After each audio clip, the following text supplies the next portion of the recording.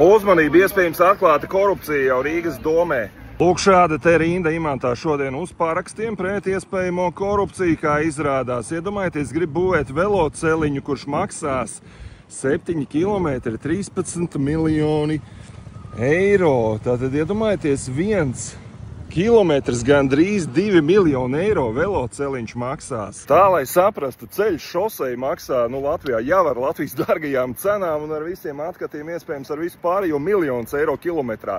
Tad šeit daudz mazāks strunta veloceliņš 2 miljoni kilometrā. Tāpēc visus aicinam šodien, būsim te no 2 līdz 6, 4 stundas vismaz, vai vajadzēs vairāk. Te Aniņmuižas ielā 40A pie Rimī veikala Imantā. Nāciet visi parakstīties obligāti, lai apturētu šo te murgu, ko viņi te ir iecerējuši izcirst liepas, senās, vecās un arī te pret krematoriju būvniecību. Te pie dzīvojamām mājām grib būvēt krematoriju. Iedomājieties, kāds te gaiss būs, kā te smirdēs, kas te notiksies.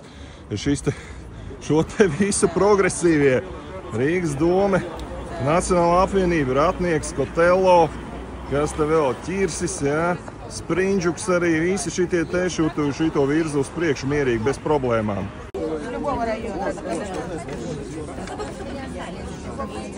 Bet nāciet parakstīties šeit līdz 6, vismaz būsim, varbūt pat vēlāk. Aniņmuižas bulvāri 40, te pie Rimī.